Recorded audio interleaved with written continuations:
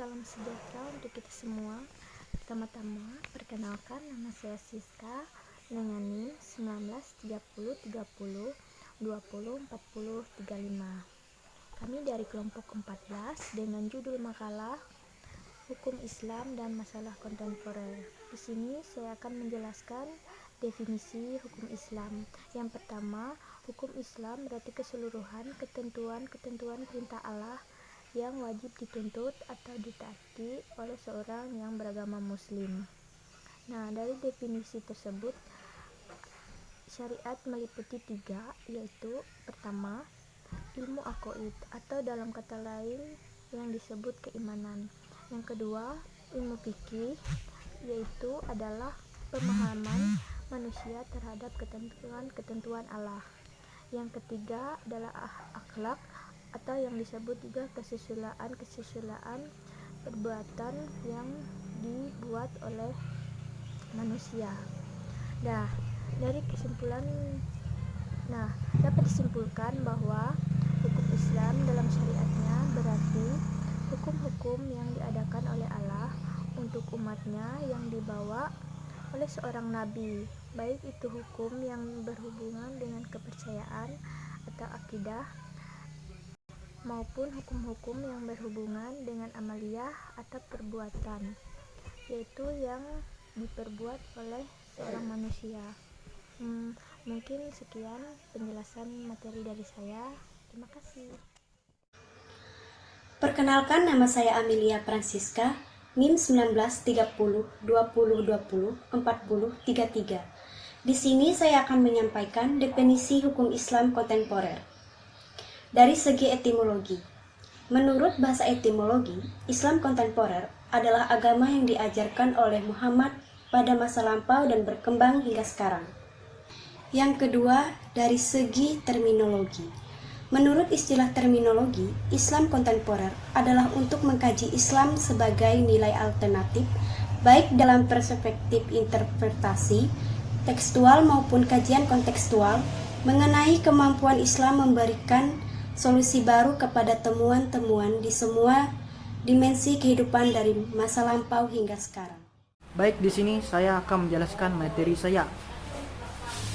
Perkenalkan, nama saya Rahmat Agung Pranata, NIM 193030204056.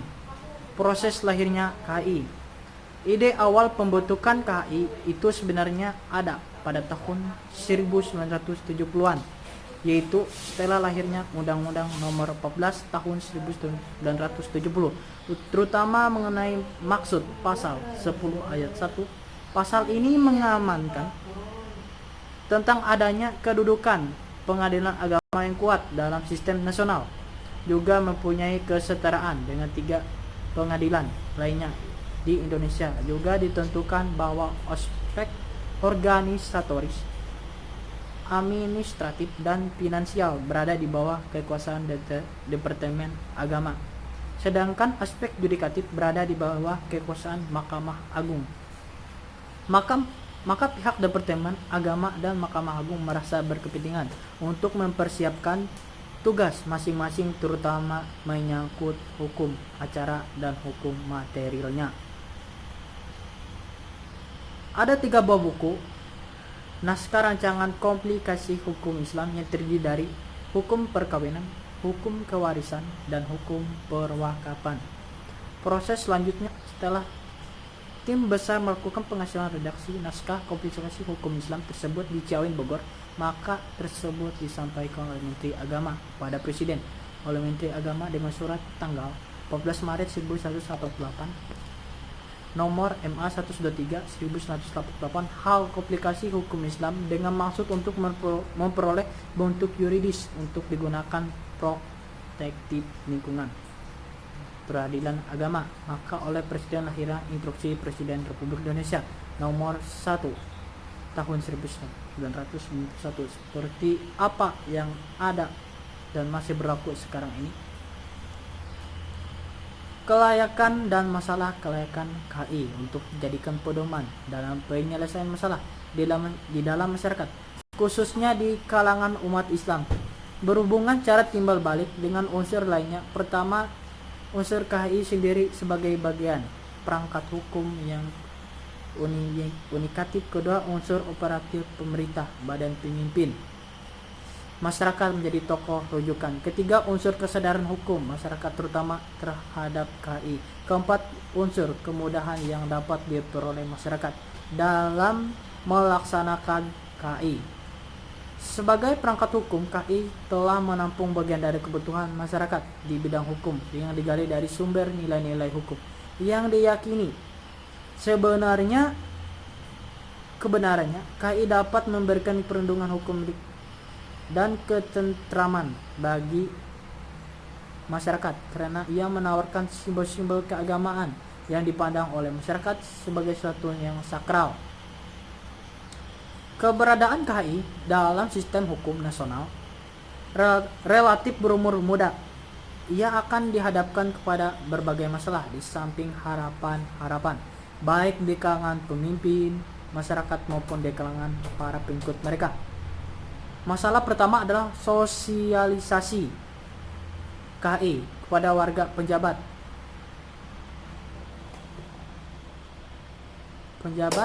pemerintah yang terlibat dalam proses penyusunan KHI dituntut untuk memainkan perannya sebagai penyuluh dan pengambil keputusan yang konsisten. Demikian pula para ulama yang juama dituntut untuk mensosialisasikan KHI dalam lingkungan masing-masing. Baik, setelah ini teman saya akan menjelaskannya. Baik, materi saya sudah selesai. Saya kembalikan untuk yang bertugas. Terima kasih. Perkenalkan, nama saya Nurmayanti dengan NIM 1930 30 20 40 42. Saya akan menjelaskan tentang eksistensi hukum Islam dalam permasalahan kontemporer. Eksistensi hukum Islam dalam permasalahan kontemporer di Indonesia merupakan telaah kritis terhadap perkembangan hukum positif di Indonesia. Hukum Islam sebagai hukum positif di Indonesia sepanjang sejarah telah memberikan kontribusi yang positif terhadap permasalahan hukum kontemporer di Indonesia. Dalam berbagai tren hukum oleh para pakar, maka dapat dipahami bahwa hukum itu merupakan aspek budaya. Di sini, atas dasar itu, maka karakteristik hukum itu sendiri selalu berubah sesuai dengan perubahan masyarakat. Bahwa sumber utama hukum nasional adalah hukum Islam, di mana hukum Islam dapat menjadi baku, penyaring, filter, dan rujukan terhadap hukum-hukum lainnya. Dalam kaitan itu, Ahmad Rafiq menyatakan bahwa hukum Islam adalah hukum positif umat Islam dan bersifat fleksibel. Karena dengan sifat fleksibilitas, hukum Islam secara empiris, hukum Islam telah dapat merespon berbagai permasalahan hukum kontemporer di Indonesia. Dalam hal ini, peranan hukum Islam sangat jelas dan dibuktikan dengan hukum fikih, fatwa, ulama, dan keputusan pengadilan. Masyarakat Indonesia sebelum masuknya agama Islam, mereka didominasi oleh hukum adat dan paham animis. Namun pada masa pra-Islam, hukum-hukum dan nilai-nilai yang didakwakan oleh saudagar Mekah dan Madinah serta para wali sanga di Jawa. Maka secara berangsur hukum Islam telah dapat memberikan pengaruh positif terhadap hukum-hukum yang sudah dihidupkan di masyarakat, dan dengan masuknya Islam, maka hukum Islam dapat diterima sebagai sumber hukum di samping sumber-sumber hukum lainnya. Dalam perjalanan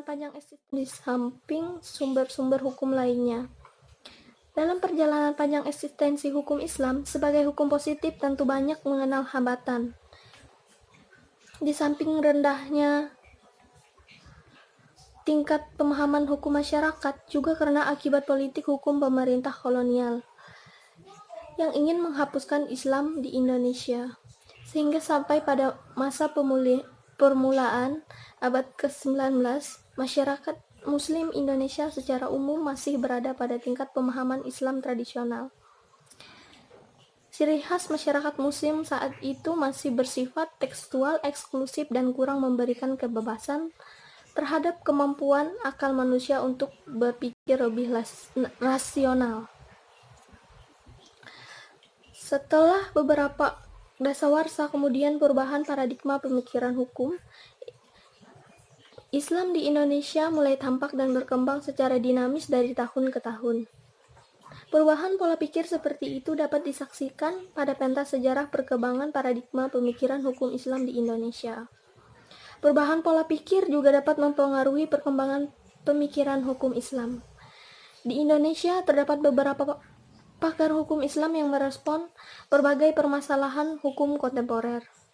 Hukum Islam harus bisa merespon masalah-masalah hukum kontemporer yang berkembang di tengah-tengah masyarakat.